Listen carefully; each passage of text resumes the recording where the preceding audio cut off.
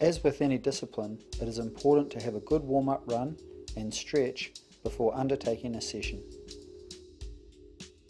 Make sure to concentrate on the specific muscle groups you will be using in the particular exercise you are about to undertake. Hold each stretch for around 20 seconds to gain maximum benefit. Of course, it's important to stretch before the session, but don't forget to stretch at the end also to aid in your recovery. Well, I've been from a run and I'm warmed up. Now I'm going to take you through 4 basic drills. These are an important part of getting prepared for beach sprints and beach flags. First one we're going to do is the A drill, which is basically focusing on getting your knees high and straight. Important point of the A drill is to keep your knees up and your toes up. It should be 90 degrees, 90 degrees and 90 degrees. Another point is not to sink down like that, but to keep yourself tall and forward through the hips. The things to concentrate on in the A drill are to sound quieter, look taller and feel lighter on your feet. The next drill I'm going to show you is called toe taps. The idea of toe taps is with your legs straight and your toes up, but to contact the balls of your feet. The toe tap is a stiff-legged drill which will improve your posture and technique.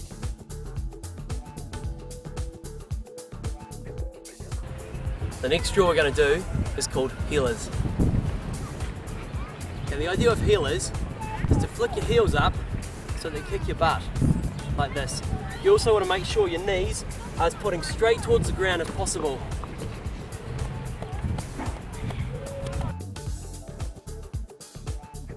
Heelers, also called butt kicks, are a drill that will increase your leg speed and strength.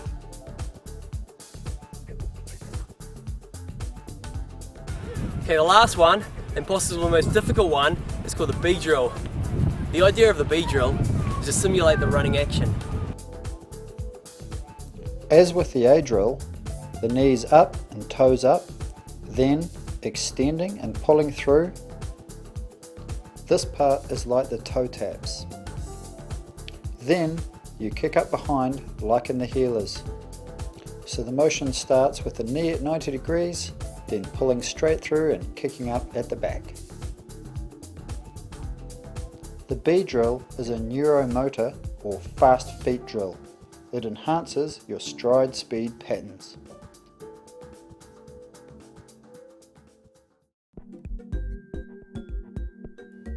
Let's take a look at beach sprint starts. To get a good launch off the line, you need a solid launch pad. So let's have a look at building blocks. Mark 2 foot lengths back from the line and then 1 additional length. This will give you the placement for your 2 starting blocks. Just dig the blocks with your hands. They should be about 15 centimeters deep. Pack the back of the blocks firmly to give you a good strong platform, and scrape the front of the blocks out at about 45 degrees so as not to catch your toe on the front of them. In the block start position, the athlete's stronger leg should be the back one. The start command is take your marks, get set and go. On get set, the athlete should raise their back into the set position. When set, the front leg should be at about 90 degrees and the back leg about 120. On go, the athlete should drive out of the start position, remaining low with powerful leg and arm drive. Arms should be big and driving. The athlete's head and eyes should remain low for the first 15 meters, at which point you graduate into a more upright sprinting position.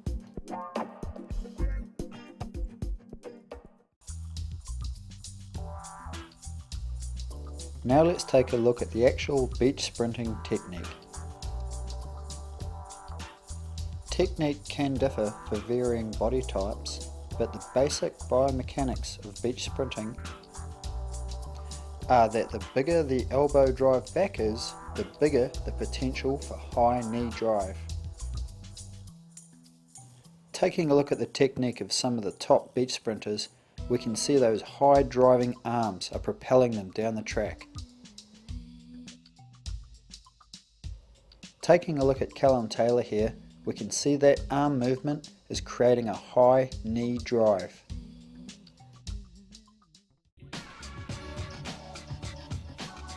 The most important thing to remember in a sprint finish is timing your dip for the line. If you dip too early, you will start to stumble and slow down. So the crucial thing is, time your dip to occur right as you cross the line.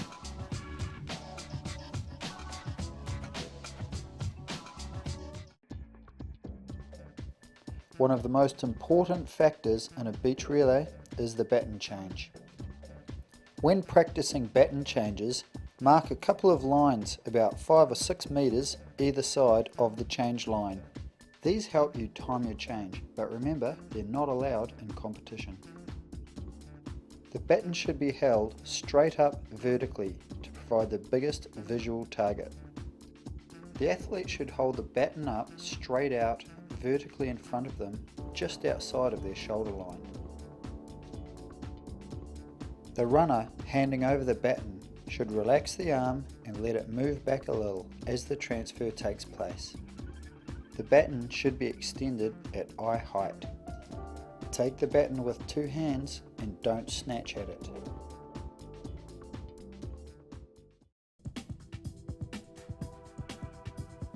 Practice repetitive starts at a low pace, slowly building up speed as your technique improves.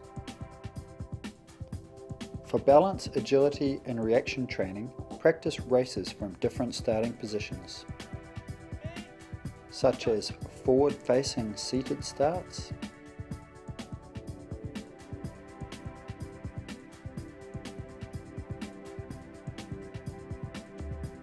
the reverse seated start,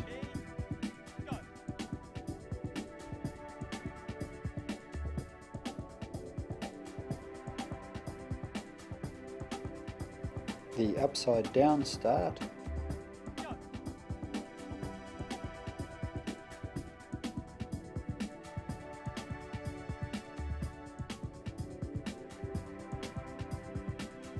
and the kneeling start.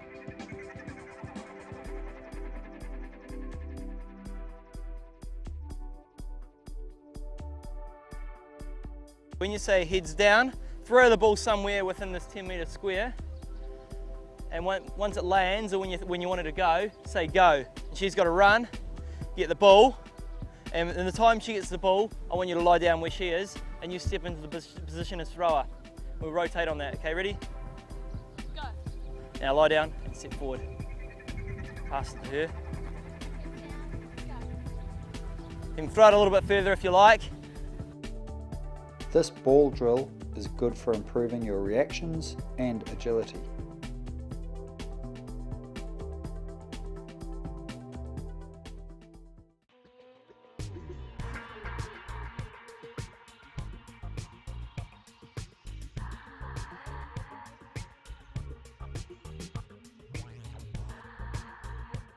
There are many different variations of beach flag starts.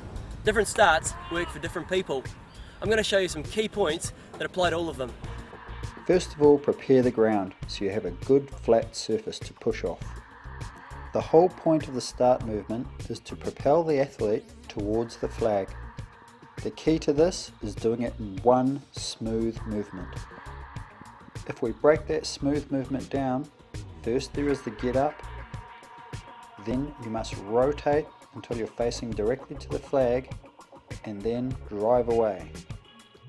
Rotating fully to face the flag ensures you run a direct straight line to the flag. This can be checked by looking at the footprints left in the sand.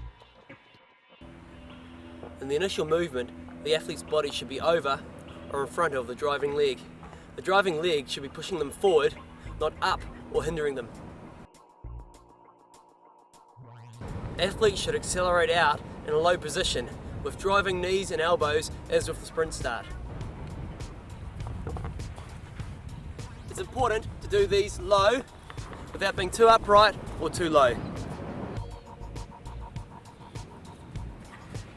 Go.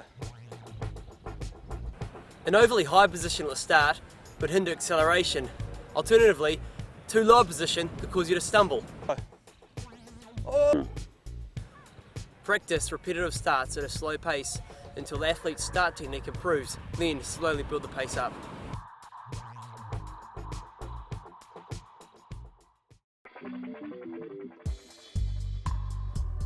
The whole point of beach flags is getting one, and usually you have to dive for it. Stretched out on the sand, most athletes have a reach of over 2 meters. This is a good indicator of how far out from the flag you can dive from.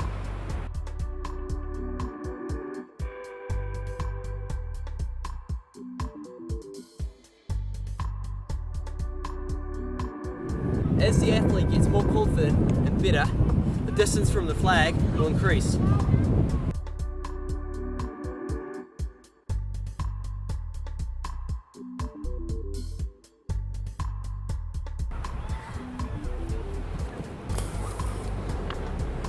Wherever possible, the flag should be taken with 2 hands. When diving for the same flag as another competitor, the athlete should try and get their body between the flag and the opposing athlete.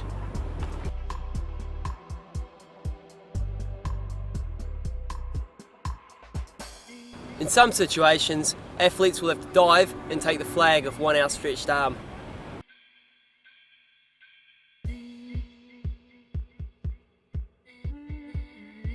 When an athlete has got between you and the flag, the best option is to aim for the spot under their armpit between their body and their tricep. Drive your hand in there and try and reach for the flag.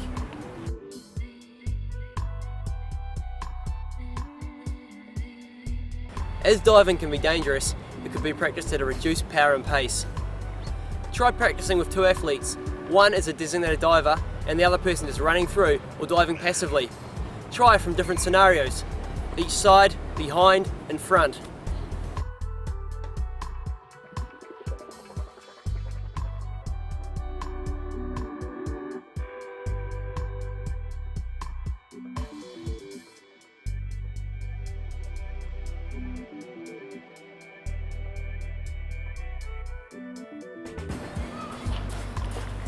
I hope you enjoyed this beach flag module and that you all got something out of it.